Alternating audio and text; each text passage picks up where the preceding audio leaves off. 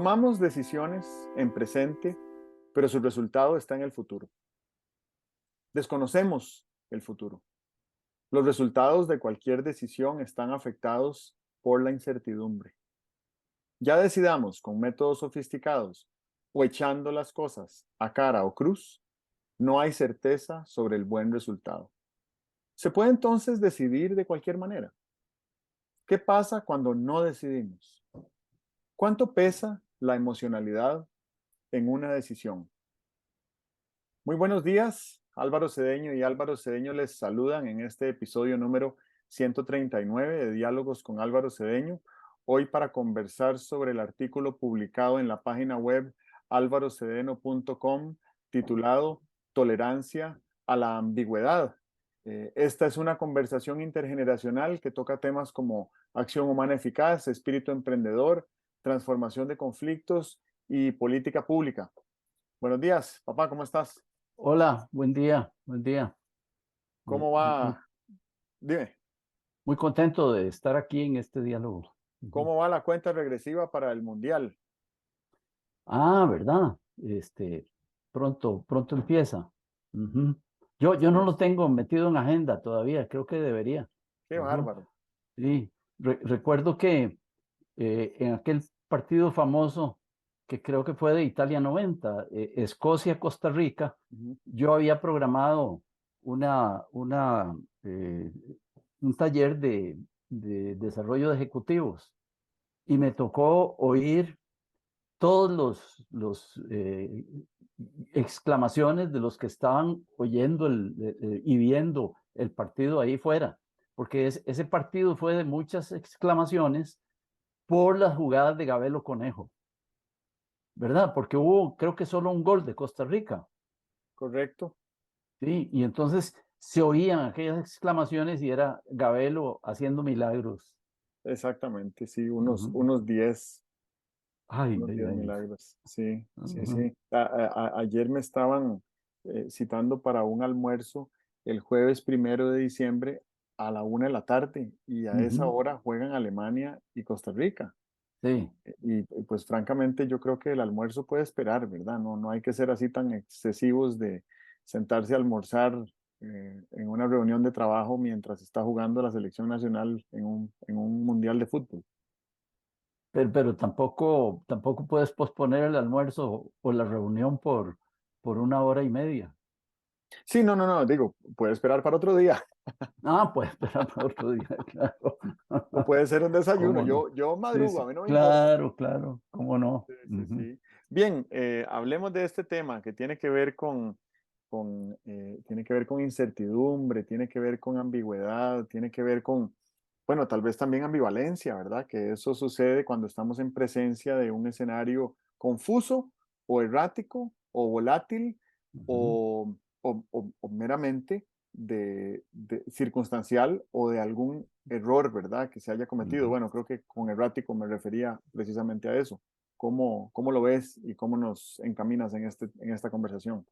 Sí, yo pienso que deberíamos meditar sobre el significado de la palabra ambigüedad, ¿verdad?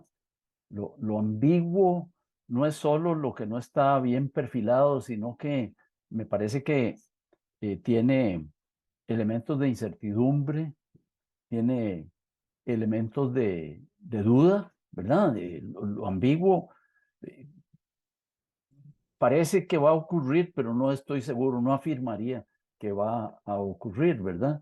Y lo que es confuso en el sentido de sí, ahí sí no está bien perfilado, es nebuloso, no hay posibilidades eh, objetivas de afirmar ni una cosa ni la otra, sino como dice el chiste, sino todo lo contrario, ¿verdad? Claro, y estas situaciones son muy frecuentes, ¿verdad? Son muy frecuentes. Solo en geometría te dan todos los datos de un problema, ¿verdad? Eh, y en matemáticas en general te dan todos los datos de un problema. Yo recuerdo que había en trigonometría un caso de resolución de triángulos que se llamaba precisamente el caso ambiguo, ¿verdad? El caso ambiguo porque sí, eh, una misma dimensión. Sí, sí, sí, la veo, pero es muy complicadito de decirlo, ¿verdad? Imagínate un triángulo rectángulo y el cateto menor se puede mover hacia la izquierda o hacia la derecha.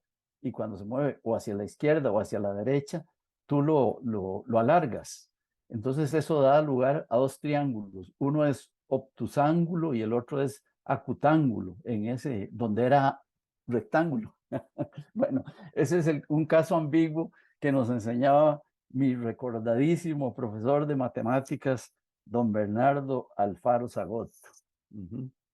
Don Bernardo Alfaro es abuelo del gerente actual del Banco Nacional, ¿verdad? Del mismo nombre. De Bernardo Alfaro. Ujú. Bernardo Alfaro, sí. Ajá, muy Sí, interesante. sí. Qué interesante.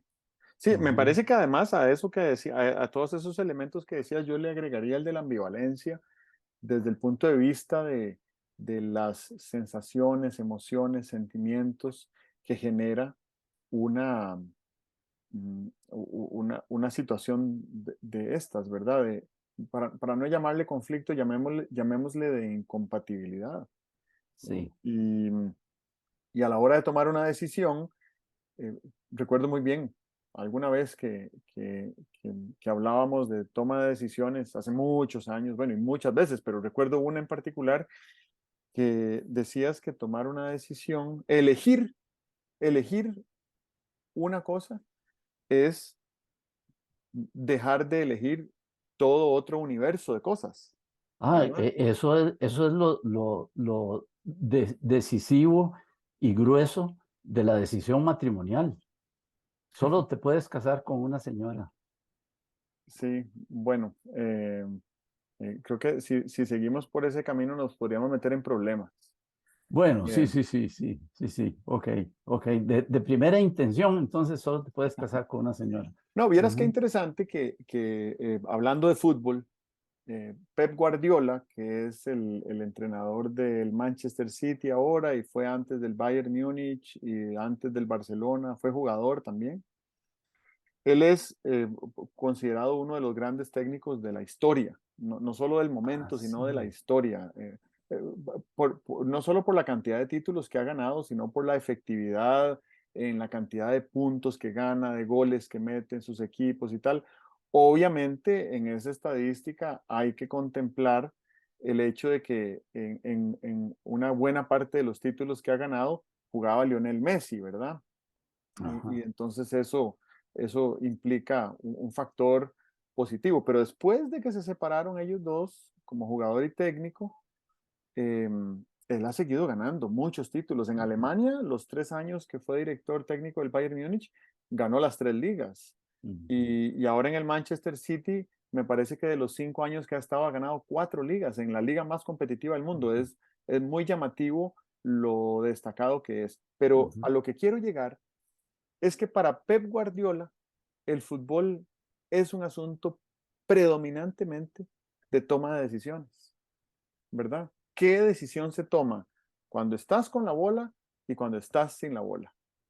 Y a mí me parece fascinante porque cuando uno ve el fútbol desde esa óptica y sobre todo cuando ve jugar a los equipos de Pep Guardiola, se da cuenta de que los jugadores están constantemente ayudándole al que tiene la bola a facilitarle la toma de una decisión.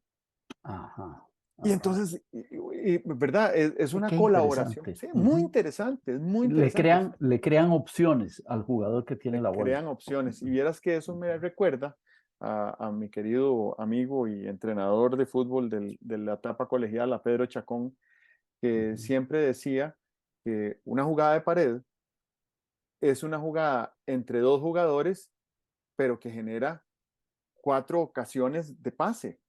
¿Verdad? ajá, Porque este se la ajá. pasa a este y mientras se la pasó, se fue corriendo para allá, y entonces este se la devuelve acá y este Claro. otro siguió para allá y entonces dos jugadores hicieron un bypass entre Ujú, un jugador o dos jugadores o la defensa, contrincante y tal. Entonces él siempre decía, genérenle opciones al que lleva la bola. ujú, Eso es un poco complementario a esta idea de Pep Guardiola de decir, queremos que al tomar la decisión de qué hacer con o sin bola, se tome la decisión correcta, porque un jugador sin bola que tome la decisión de ir más allá de la línea de la defensa, si le hacen un pase, comete un fuera de juego y su equipo pierde la posesión de la bola, ¿verdad? ujú, Entonces eso ujú. es muy interesante. Y bueno, obviamente no hay, no hay, no hay perfección en la toma de decisiones en un Claro. deporte Ujú.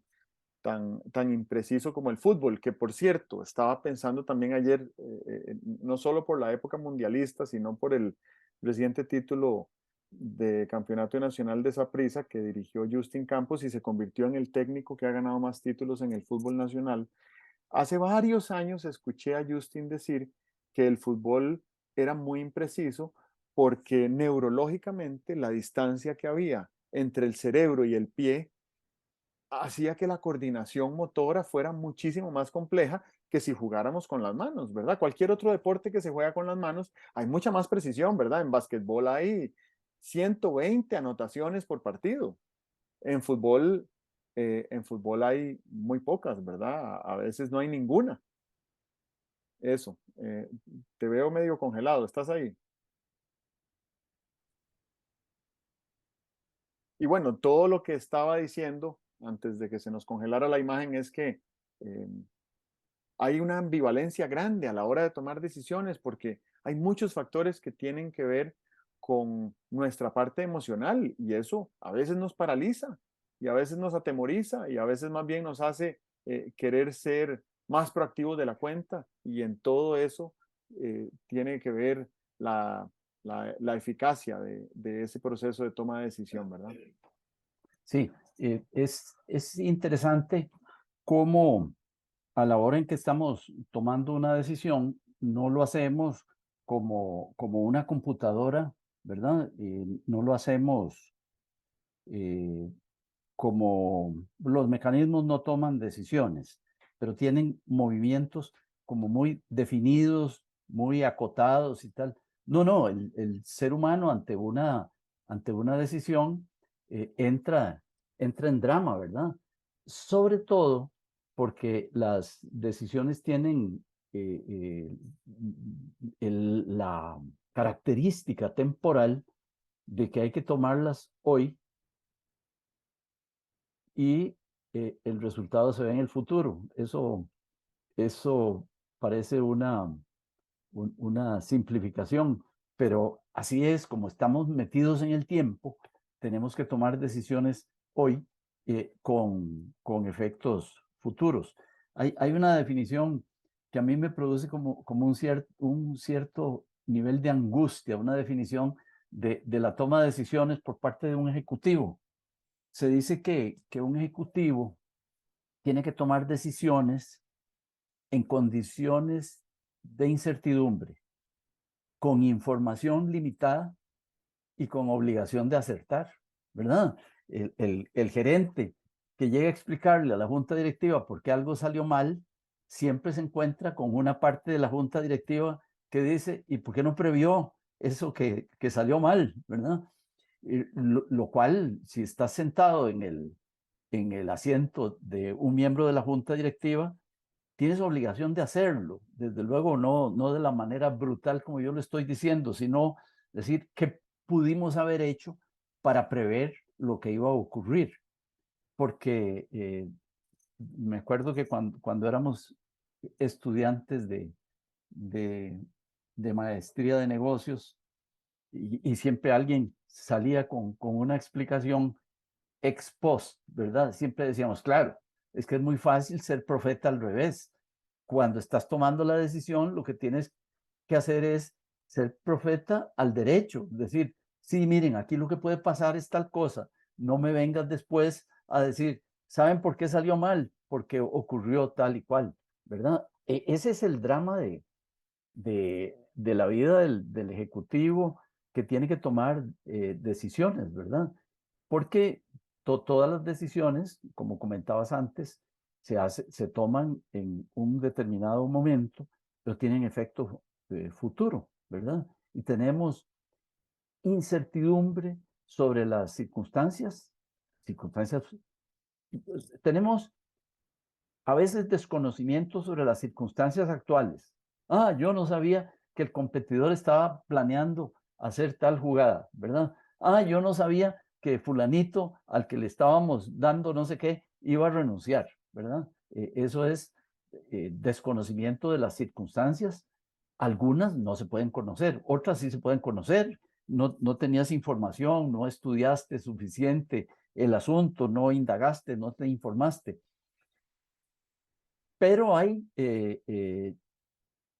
otro hecho temporal que es que hay unas circunstancias futuras que es imposible conocerlas. Yo no sabía que a España en los primeros minutos de juego se le iba a lesionar el jugador que iba a construir toda la estrategia para ganarnos a nosotros y por eso perdió con nosotros, ¿verdad? Bueno, muy bien. Ujú. Eso que acabas de hacer es lo que alguna gente denomina recordar desde el futuro, Ah, qué interesante la ¿sí? expresión. Y justamente quería hablar del tema y diste un ejemplo. Así que tal vez esta conversación es un déjà vu. Bueno, muy bien. Em, sí, porque recordar desde el futuro es tomar todo eso que decías, ¿verdad? Información limitada, en un contexto incierto, con alta expectativa de acierto, eh, es imposible, ¿verdad? Ser eficaz en ese contexto de toma de decisión, pero nosotros sí podríamos hacer un ejercicio de visión y de estrategia, pero también de una presencia que por medio de ejercicios guiados de meditación y de reflexión, incluso física, de visualizarnos en un escenario futuro muy vívido, en Ujú. vez de estar pensando en cuáles son los 2 o 3 objetivos o metas que queremos cumplir en el futuro, nos visualicemos y sintamos en la piel y con los sentidos cómo sería estar en ese futuro y que después hagamos un ejercicio de recordar cómo llegamos allá.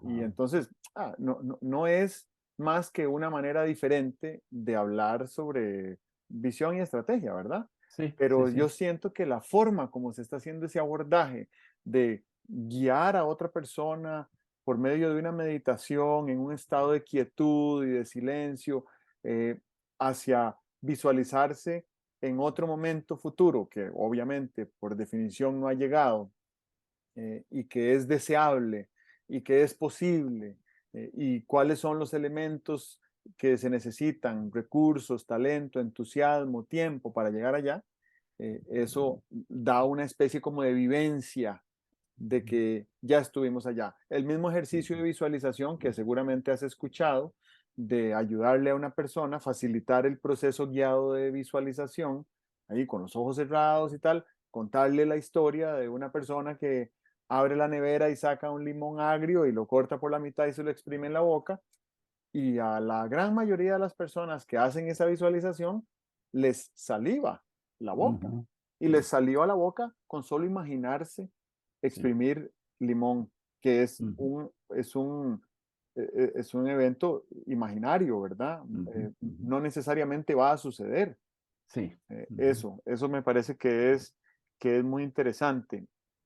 Y también iba a decir que en ese tipo de ejercicios, pues conviene mucho que esa vivencia esté marcada por diferentes hitos que uno puede ir explorando, porque nada es una línea recta tampoco, ¿verdad? ujú, Yo ujú, siento que la vida se parece más a una espiral donde uno de repente vuelve por acá y dice, mira, aquí es aquí, ¿verdad? Andamos por aquí otra ujú, vez ujú, y esto es parte de mi camino. Y siento que esa sensación de que, no sé si conoces el concepto, yo lo conocí hace muy poco, el concepto de eh, síndrome del impostor, que es estar en sí. en Ujú, una situación, eh, por lo general positiva, donde uno siente, ¿yo qué hice para merecer esto, verdad? Ujú, ujú, Eso a mí me ujú. parece que es un indicador de que estamos yendo por buen camino, pero todavía no nos hemos acostumbrado a ese camino o a esa circunstancia, ¿verdad? Un poco parecido a lo que sucede con un déjà vu, em, que, que es que nuestra memoria registra algo antes de que lo registre nuestro consciente. Sí, Y entonces lo percibimos como un recuerdo, pero en realidad es simplemente una milésima de segundo atrasada la, la noción consciente de aquello y su reciente registro en nuestra memoria. claro. A mí hace muchos años me entusiasmó mucho un libro de un psicólogo norteamericano llamado Wilson Van Dusen. Creo que se llamaba La profundidad natural en el hombre. Y hablaba muchísimo de la sabiduría de un yo interior, ¿verdad? Cuando nosotros pensamos, razonamos, pero hay una serie de inputs para nuestras decisiones, para nuestra manera de hacer las cosas, que no son pensamiento racional, ¿verdad? Son intuiciones, son memorias, son eh, eh, como inspiraciones, ¿verdad? Pero inspiraciones no desde afuera, que creo que hay inspiraciones desde afuera, sino inspiraciones como desde dentro. Y entonces el libro trataba del tema de cuánta riqueza cognitiva, cuánta riqueza de acción, cuánta riqueza de intuición hay en nosotros sin que podamos razonar de dónde viene, ni sin que podamos razonar para movilizarla, ¿verdad? Sí, la intuición, esas cosas que están incorporadas en nosotros y que nos hacen hacer determinadas cosas. Bueno, eh, imagínate algunas ejecuciones de instrumentos que hay muy veloces, porque uno puede hacer, yo soy capaz de hacer una ejecución de 4 notas y que se entienda cuál es la melodía, ¿verdad? Pero hacer una ejecución digital con los dedos ahí en un piano o en un teclado, de manera que es muy veloz la ejecución, esa no la puedo hacer. ¿Por qué no la puedo hacer? Bueno, porque posiblemente no se han incorporado a mi yo interior una serie de conocimientos que no son racionales que hay que tener para que la mano aprenda a tocar un teclado. Y eso es bien importante. Hay melodías que las puedes interpretar o puedes interpretar unas cuantas notas y hay otras que son totalmente imposibles. Bueno, cuando interpretas las que son imposibles, es porque tu yo interior las aprendió a ejecutar. Ya no es la mano, ni siquiera el cerebro, sino que hay unos mecanismos automáticos, ¿verdad? Hay unos mecanismos automáticos. Ve, yo me acuerdo que alguna vez que eh, estudiaba sobre reacciones motoras y tal, cuando uno se quema, ¿verdad? Acerca la mano a algo que está muy caliente, la retiras sin darte cuenta de que te has quemado, ¿verdad? Y parece que hay unos circuitos que no pasan por el cerebro, ¿verdad? Sino que pasan por uy, no, eh, es una neurona relacionada con otra cosa nerviosa que ahora no me acuerdo cómo se llama, y es en esa cosa nerviosa donde viene la orden de retirar la mano, porque si te acercas a algo que está muy caliente y tuviera que ir el mensaje hasta el cerebro y decir, me estoy quemando, luego retiro la mano, te quemarías más que cuando la retiras rápidamente. Bueno, eso es una maravilla de nuestro yo interior y es una maravilla que permite que el yo interior funcione en condiciones de incertidumbre, ¿verdad? En casos totalmente ambiguos, y hay personas que son más eficaces para manejar la ambigüedad que otras, ¿verdad? Se puede aprender a manejar la ambigüedad. Creo que eh, hablar de ambigüedad, hablar de lo que es tolerancia a la ambigüedad, nos crea como una determinada meta. Yo aprendí lo que era tolerancia a la ambigüedad cuando ya era un adulto desarrollado, ¿verdad? Tenía más de 30 años cuando entré en contacto con el concepto de tolerancia a la ambigüedad, explorando las condiciones en las cuales un ejecutivo toma decisiones, ¿verdad? La utilidad para mí, profesionalmente, de la tolerancia a la ambigüedad es la capacidad que tiene un ejecutivo de tomar decisiones en condiciones de incertidumbre, ¿verdad? Correcto. El caso que hablabas ahora de tocar el piano, se decía antes que para poder tocar un instrumento musical había que entrenar a los dedos para que fueran los dedos los que aprendieran y los que interpretaran. Y eso no anda muy lejos de lo que la ciencia nos ha permitido entender ahora, ¿verdad? Existe un concepto que se llama memoria muscular, y es que la repetición de una actividad física genera una memoria. No es que los músculos tengan memoria, es que en nuestros registros neurológicos sabemos exactamente cómo se tiene que mover un músculo para que haga un tiro libre al marco, para que Y, toque una canción de guitarra, ujú, ¿verdad? Eso de alguna manera sí es una vinculación entre la memoria o el sistema neurológico y el sistema muscular. Eso me parece que es muy interesante. Y lo otro que quería compartir, que me surge de lo que hablabas, es que hay mucha gente que, vamos a ver, los atletas, ¿cómo se les llama a estos atletas?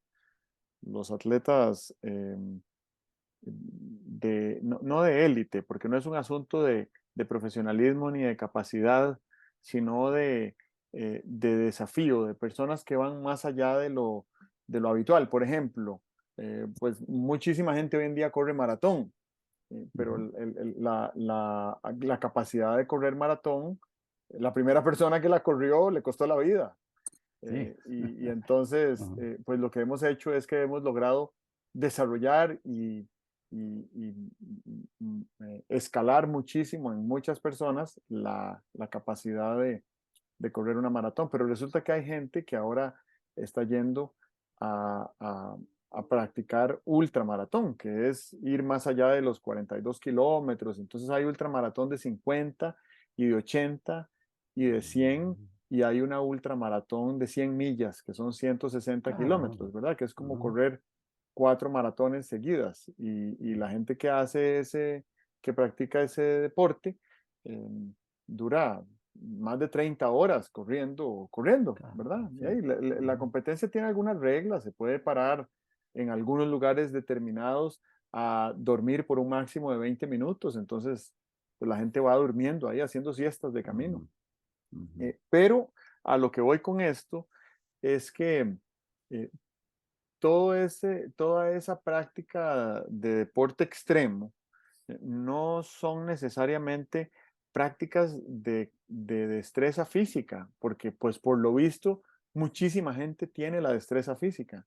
Lo que no todo el mundo tiene es la destreza mental de someterse Claro. a Ujú, esas condiciones extremas. Y entonces claro. leí un libro a principios del año escrito por un ex Navy SEAL estadounidense que se llama David Goggins, que él se ha puesto a explorar a través del ejercicio físico extremo qué pasa con la mente en esas condiciones. Y a lo que ha llegado él es a la conclusión de que el límite no es físico, el límite es mental. Ajá. Y entonces él Ah, incluso inventó un concepto que es parte de su hipótesis que ha estado tratando de demostrar, de que nosotros tenemos en la mente, en el cerebro, tenemos algo que él denomina un gobernador. Y Ajá. ese gobernador nos dice que hemos llegado a nuestro límite y nos dice que paremos y que desistamos y que nos rindamos y que no sigamos adelante, más o menos cuando nuestra capacidad física anda como por un 40%, dice él, ¿verdad? Todas estas son hipótesis Sí. y Ujú, creo que lo que él ha hecho es que ha demostrado físicamente que si en la parte mental hay entrenamiento, claridad, robustez, de ir más allá, el cuerpo, si está bien entrenado, ojo, si está bien entrenado, puede seguir, ¿verdad? ujú, Entonces, la mente nos genera límites autoimpuestos y nosotros decimos, no, yo no puedo correr 10 kilómetros, ¿verdad? No, no ujú, puedo correr 20 kilómetros. Y ujú, cuando uno lleva el cuerpo a esa circunstancia extrema, correr 10 kilómetros yo lo considero una circunstancia extrema. Y pues obviamente correr 20 también y correr 40 y cualquier otra longitud subsiguiente. Son circunstancias extremas. El cuerpo está expuesto a un nivel de estrés altísimo, ujú, pero el cuerpo aguanta, sobre todo si está bien entrenado. Lo ujú, interesante es qué le pasa a la mente en esas circunstancias. Y después del kilómetro 10, y después del kilómetro 20, y después del kilómetro 40, cómo se comporta el cerebro, qué decisiones toma, qué ideas emergen, ¿verdad? Qué nudos se facilitan, se movilizan. Y eso me parece que es muy interesante desde el punto de vista de hacer estos deportes extremos, porque ahora resulta que si esta hipótesis que este señor está planteando es correcta, o por lo menos si alguien quisiera explorarla, el tema ya no es cómo hago para correr tal distancia en menor tiempo, sino cómo hago para correr esa distancia aunque me tome más tiempo, porque entre más ujú. tiempo me tome, más minutos paso en esa condición extrema para entrenar mi cerebro. Y eso Ajá, ajá, ajá. me parece muy interesante. Muy bien. Muy bien. Me hace resonar el concepto de estado de flujo, ¿verdad? Que es una situación en la cual podemos permanecer mucho tiempo, estamos fuera de nuestros límites habituales. Es que nos ponemos límites habituales, ¿verdad? Veo un ejemplo de estado de flujo. Uno dice, bueno, yo me siento a leer y leo una hora, pero ya a la hora tengo que levantarme y estirarme y tal y cual. Pero en determinadas narraciones, en determinadas obras y tal, eh, puedes leer muchas más horas porque estás con tu atención ya, el cansancio se fue, ¿verdad? Yo recuerdo solo una vez en la vida que me puse a leer una novela, era, era viernes, sábado, feriado y tal, y pasé leyendo toda la noche hasta que amaneció. Y era que era muy atractiva para mí la novela de aventuras y tal.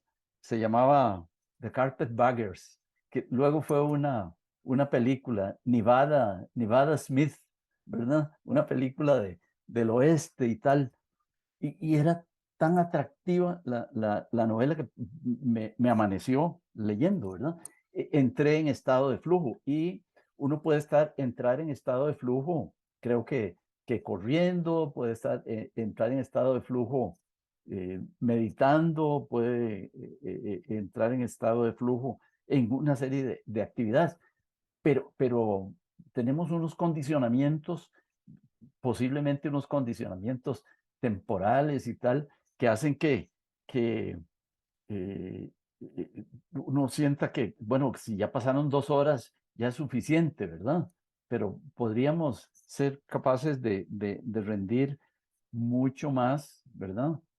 Eh, los campos de concentración, desgraciadas experiencias, pero demostraron los límites que tiene la persona humana, ¿verdad? En cuanto a resistencia, en cuanto a la tolerancia a la inanición, la tolerancia a la soledad, la tolerancia al maltrato, etcétera.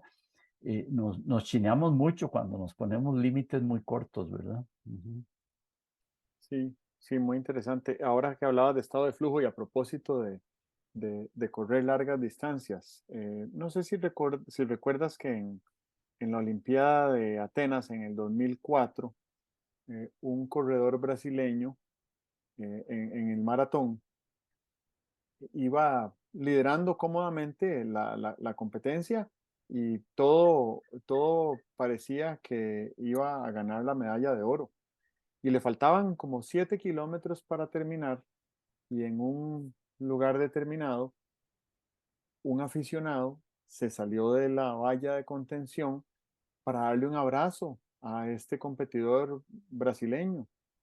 Y bueno, ya la policía retuvo al aficionado y el corredor retomó su carrera, pero ese episodio lo sacó de su estado de flujo y lo alcanzaron y le ganaron la carrera. Ah, no, no, Y, no y- recordaba. y lo Ujú, más, la parte triste de la historia es que en Brasil le habían ofrecido un jugosísimo premio si ganaba la maratón. ujú, Y bueno, no la ganó. La ujú. parte feliz de la historia es que la persona que le había ofrecido el premio se lo dio Ah, muy porque bien. consideró Ujú, que había hecho méritos para ganar, la verdad. Y esto es claro. algo que es muy interesante. Eh, Ujú. uno, cuando uno se prepara para una carrera y está preparado para la carrera, aunque no la corra, la preparación que vivió eh, es, es como equivalente a si la hubiera corrido. Bueno, mucho más, pero lo que quiero decir es, si para correr 20 kilómetros, una carrera de 21 kilómetros hay que prepararse 200, entonces esos 200 kilómetros de preparación quizás tengan bueno, definitivamente tienen un impacto Ujú. mucho mayor en el cuerpo y en la mente y en las emociones y en el espíritu y en la energía que la carrera misma, ¿verdad? La carrera es Claro, simplemente como el fin claro, de ese claro. proyecto, pero Ujú, aunque el ujú. proyecto no se termine, la inmensa mayoría de los beneficios que se cosecharían se perciben igualmente, ¿verdad? ¿Verdad? Sí. Deberíamos tener una visión extendida de una serie de eventos, ¿verdad? Por ejemplo, los estudiantes deberían ver el examen no solamente como esa hora que vas a estar sentado ahí escribiendo lo que recuerdas, sino la preparación, de manera que si llegas al examen y no te lo hacen, ¿verdad? Te ganaste la preparación, ¿verdad?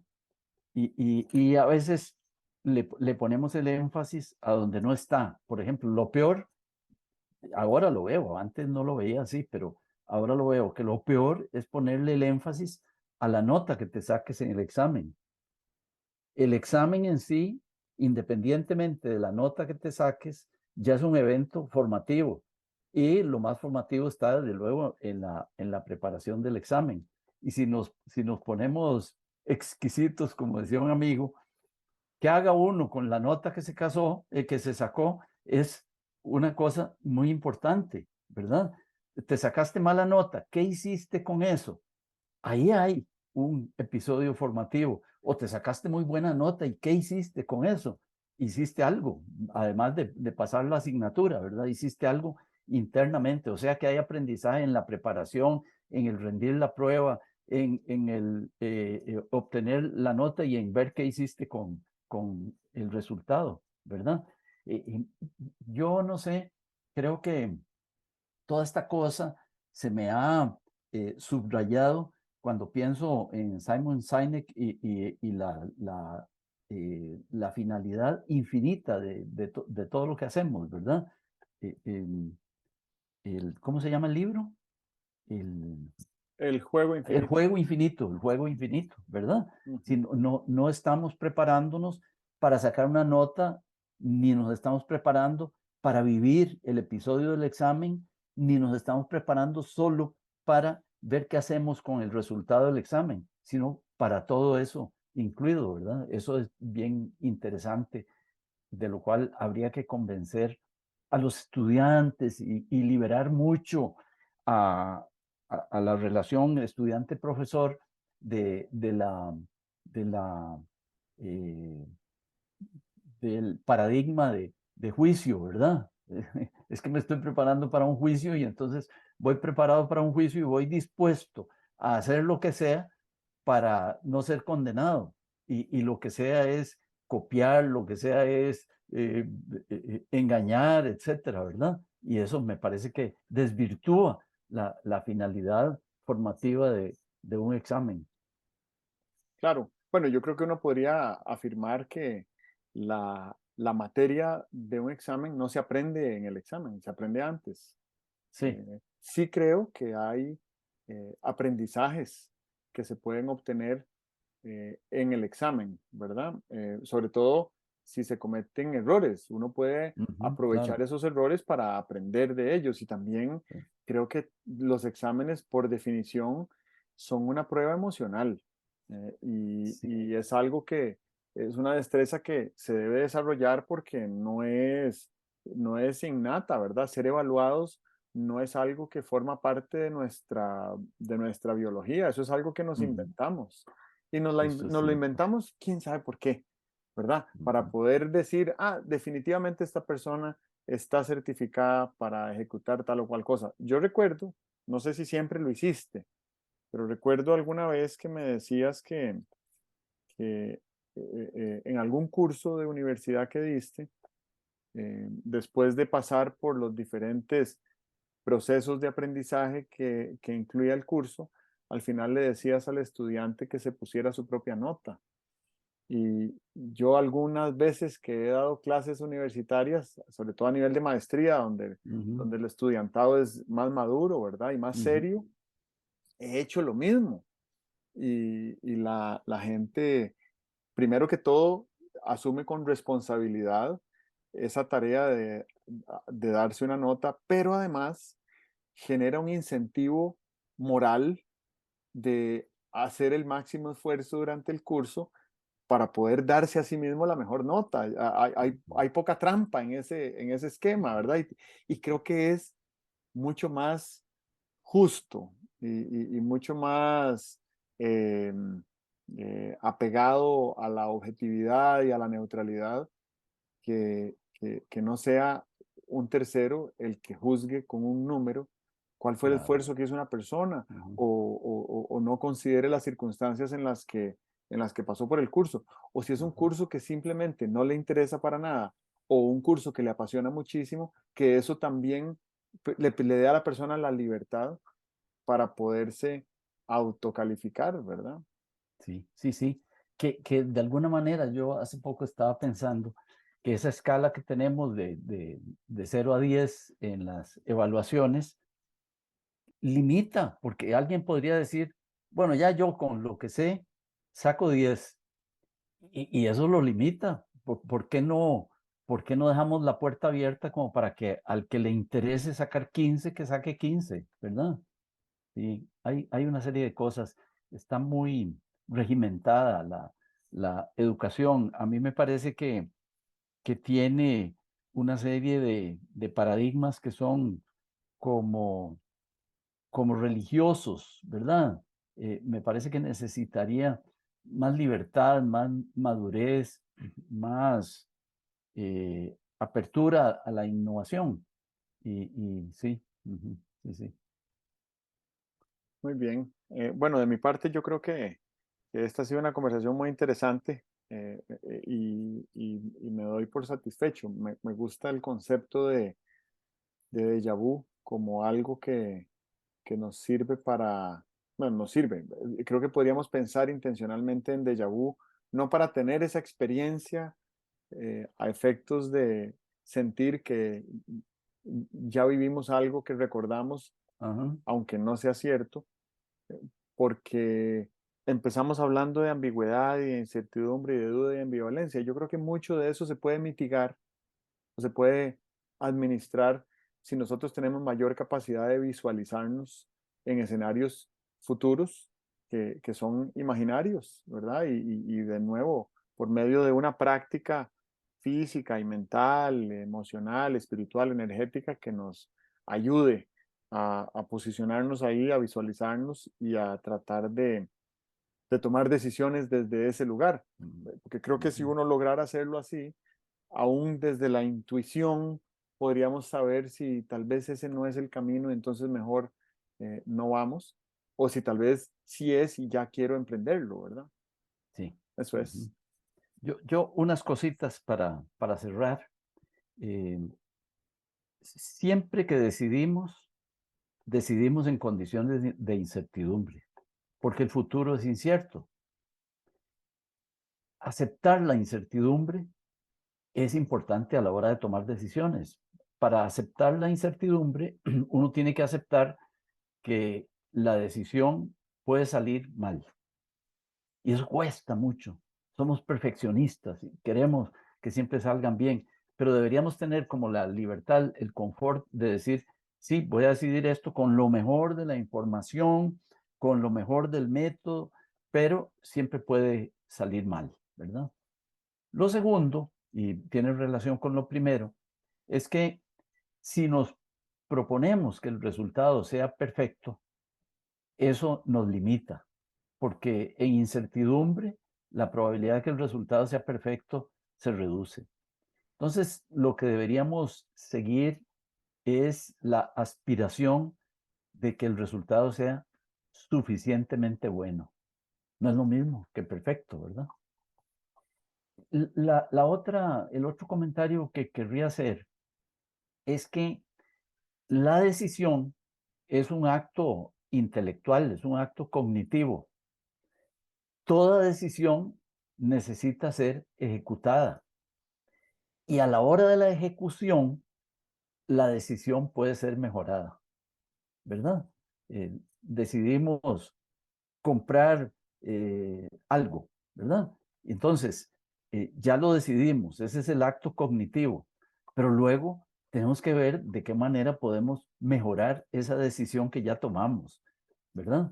Que puede conducir a realizar una mejor compra, por ejemplo. Entonces, en la ejecución, la decisión puede ser mejorada. Y lo último que quería mencionar, y tiene relación con el perfeccionismo y con la aceptación de la incertidumbre, es que una mala decisión no es el fin del mundo. Creo que una mala decisión no es el fin del mundo. Eh, a veces he dicho que lo peor que le puede ocurrir a alguien no es morir. Eso no es lo peor que puede eh, ocurrirle a alguien. Me parece que lo peor que le puede ocurrir a alguien es eh, equivocarse con voluntad de equivocarse. Me parece que eso es lo peor que puede ocurrirle a alguien, ¿verdad? Sostener una posición falsa sabiendo que es falsa, por ejemplo. ¿Ok? Entonces, sí, una mala decisión no es el fin del mundo. Hay cosas peores. Muy bien. Bueno, muchas gracias por esta conversación y nos hablamos de nuevo en el que será nuestro primer mundial de fútbol. Tenemos que escoger bien la hora de grabación. Ah, ¿verdad? Sí, sí, primer mundial desde que grabamos estas cosas, sí, claro. Sí, Tenemos sí, que sí, así escogerla bien. es. Ujú. Ok, Muy bien, bueno, eso es. porque Sí, sí. ya pasamos una olimpiada. Sí, cómo no. Ujú, Ok, ujú. que estés muy bien. Bueno, muy bien, Nos bueno. vemos, hasta luego. Chao.